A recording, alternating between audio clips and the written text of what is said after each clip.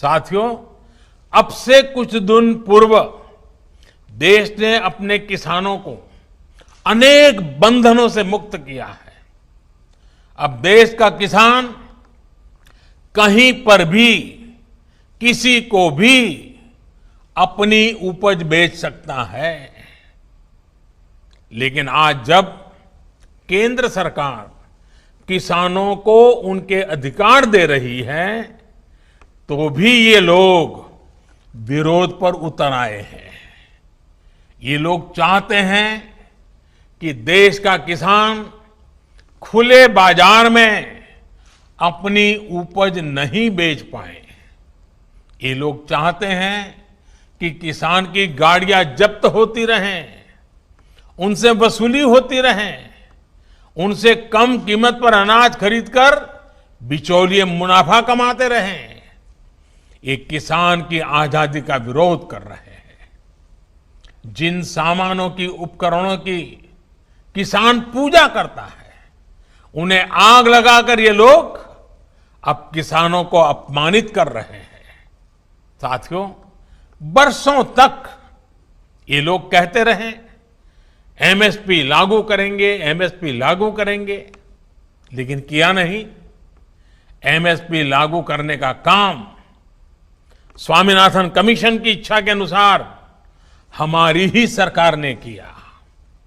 आज ये लोग एमएसपी पर ही किसानों में भ्रम फैला रहे हैं। देश में एमएसपी भी रहेगी और किसानों को कहीं पर भी अपनी उपज बेचने की आजादी भी रहेगी। लेकिन यह आजादी कुछ लोग बर्दाश्त नहीं कर पा रहे हैं। इनकी काली कमाई का एक और जरिया समाप्त हो गया है, इसलिए इन्हें परेशानी है। साथियों, कोरोना के इस कालखंड में देश ने देखा है कि कैसे डिजिटल भारत अभियान ने जनधन बैंक खातों ने, रुपे कार्ड ने लोगों की कितनी मदद की है। लेकिन आपको याद होगा, जब यही काम हमारी सरकार ने शुरू किए थे, तो ये लोग इनका कितना विरोध कर रहे थे।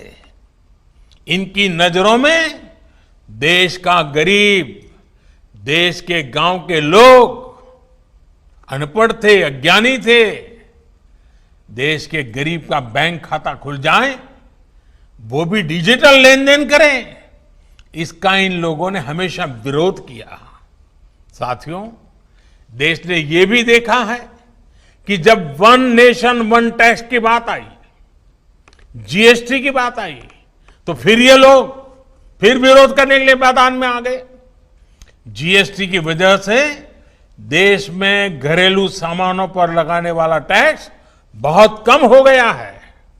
ज्यादातर घरेलू सामान, रसोई के लिए जरूरी चीजों पर टैक्स अब या तो नहीं है या फिर 5% से भी कम है।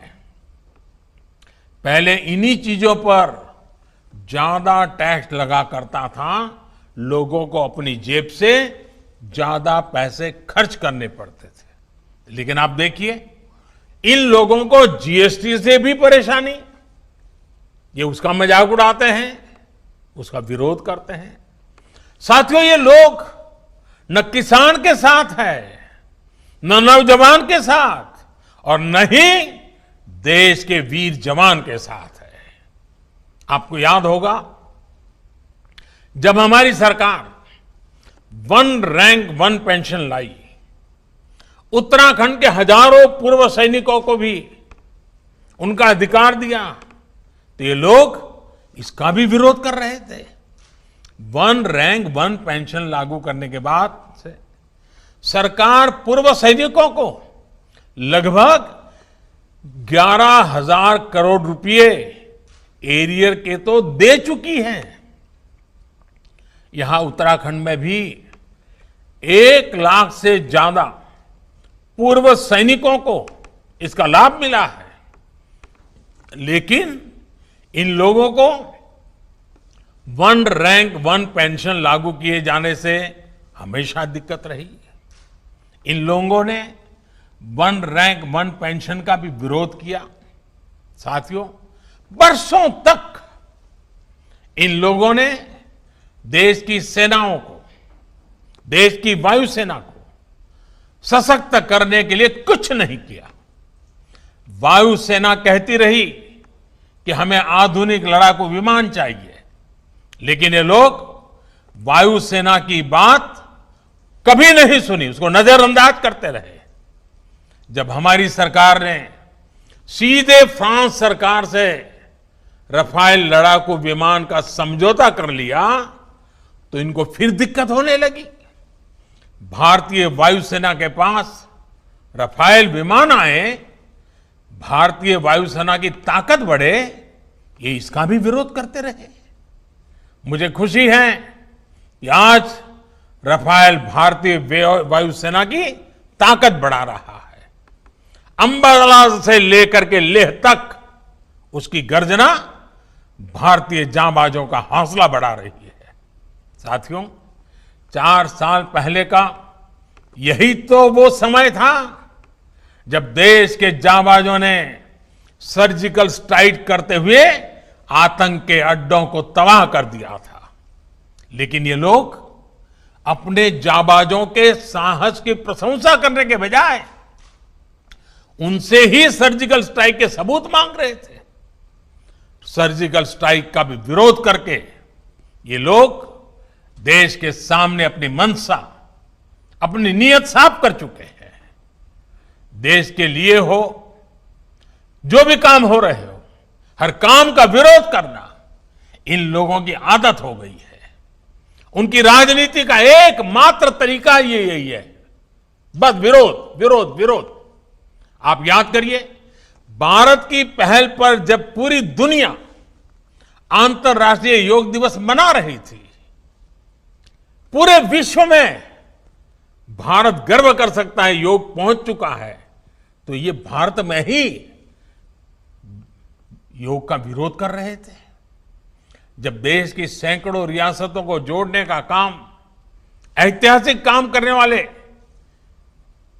भारत की एकता को मजबूत करने का काम करने वाले सरदार वल्लभ भाई पटेल की दुनिया की सबसे ऊंची प्रतिमा का अनावरण हो रहा था, तब भी ये लोग इसका विरोध कर रहे थे। आज तक इनका कोई बड़ा नेता स्टैच्यू ऑफ यूनिटी के दर्शन करने नहीं गया है। क्यों? क्योंकि उन्हें विरोध करना है। साथियों, जब गरीबों को 10% आरक्षण का फैसला हुआ, तब भी ये इसके विरोध में खड़े थे।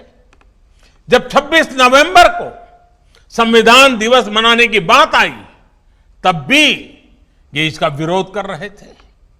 डॉक्टर बाबा साहब आंबेडकर का विरोध कर रहे थे। साथियों, पिछले महीने ही अयोध्या में भव्य राम मंदिर के निर्माण के लिए भूमि पूजन किया गया है। ये लोग पहले सुप्रीम कोर्ट में राम मंदिर का विरोध कर रहे थे, फिर भूमि पूजन का विरोध करने लग गए। हर बदलती हुई तारीख के साथ विरोध के लिए विरोध करने वाले ये लोग देश के लिए, समाज के लिए अप्रासंगिक होते जा रहे हैं। इसकी छटपटाहट है, बेचैनी है, हताशा है, निराशा है। एक ऐसा दल जिसके एक परिवार की 4-4 पीढ़ियां जिसने देश पर राज किया, वो आज दूसरों के कंधों पर सवार होकर देश हित से जुड़े हर काम का विरोध करवाकर अपने स्वार्थ को सिद्ध करना चाहता है। साथियों, हमारे देश में अनेकों ऐसे छोटे छोटे दल हैं जिन्हें कभी सत्ता में आने का मौका नहीं मिला। अपनी स्थापना के लेकर अब तक उन्होंने ज्यादातर अपना समय विपक्ष में ही बिताया है। इतने वर्षों तक विपक्ष में बैठने के बावजूद उन्होंने कभी देश का विरोध नहीं किया, देश के खिलाफ काम नहीं किया। लेकिन कुछ लोगों को विपक्ष में बैठे कुछ वर्ष ही हुए हैं, उनका तौर तरीका क्या है, उनका रवैया क्या है, वो आज देश भली भांति समझ रहा है, देश उसको बहुत बारीकी से देख रहा है। इनकी स्वार्थ नीति के बीच आत्मनिर्भर भारत के लिए बड़े रिफॉर्म्स का ये सिलसिला देश के संसाधनों को बेहतर बनाने का ये सिलसिला देश हित में है, देश की गरीबी से मुक्ति के अभियान के लिए है, देश को ताकतवर बनाने के लिए है और ये निरंतर जारी रहेगा।